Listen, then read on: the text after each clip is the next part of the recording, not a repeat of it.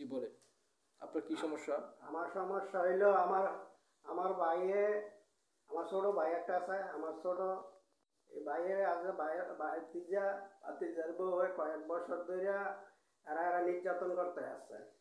এরা ঘরে খানা দিতেছে, খানা দেয় না, চলার জন্য পয়সা করে দেয় না। এই নিজের কাজ নিজে করে খায়, বালুর বোঝা বয়, মাটির বোঝা বয়, ওটা ইট টাইট ভাঙে। হ্যাঁ, এখন ইয়ার আগে দা একবার মারাধরি করছে, দোনো মায়ের রুতে মারাধরি করছে, মারাধরি করছে। এখন আবারও নাকি এরে আপনার ফলায় আর বউ মালয়েশিয়ার তাকিয়া আপনার এই তাবিজ করছে, কবজ করাইছে।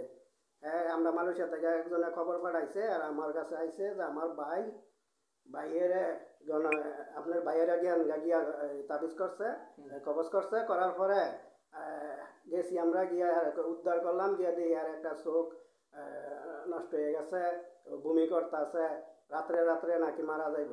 উদ্ধার করে আমি মেডিকেলে পাঠাইলাম, মেডিকেলে তাই না পরের দিন সকালে আবার গণ কবিরাজুল্লাহরও পাঠাইছি। ইয়ার পরে গণ ইয়ার পরে আবার আইনা চক্ষু হাসপাতাল পাঠাইছে, আর চোখটা কি এখন নষ্ট আছে গা।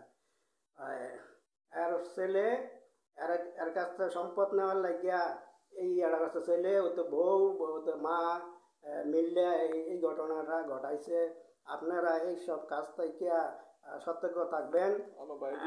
আমার আমার ভাইয়ে এখন প্রতিবন্ধী রয়েছে এখন। হ্যাঁ, আপনার ভাই কি জন্য প্রতিবন্ধী হয়ে গেছে? ভাইয়ের ছেলে তো ভাইয়ের বউ এরা এরা তাবিজ করছে, এরা সম্পদ দেওয়ার লাগিয়া, বাড়ি ঘর লেখিয়া দেওয়ার লাগিয়া, মানে বাড়ি ঘর লেখিয়া দেয় নাই দেখিয়া এর নামে এর তাবিজ করছে, কবজ করছে আর কি, লেখিয়া দেয় না দেখিয়া। এখন আমার ভাই চোখ নষ্ট হয়ে গেছে। আর ছেলে টেহা পয়সা দিতে চায় না, যে কোনো করে টেহা খুঁজলে কবি যে টেহা নাই, টেহা আমি 3 মাস ধরে কাম কাজ করি না।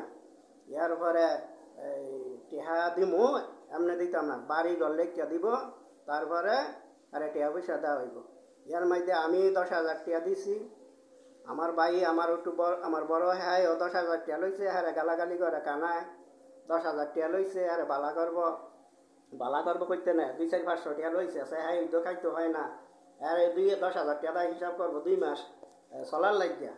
আমার বাইরে টেহা লইছে আর চিকিৎসা করার লাগিয়া, কিন্তু আমার বাইরে আর বড় বাইরও হ্যাঁ গালাগালি যথেষ্ট করে আনো।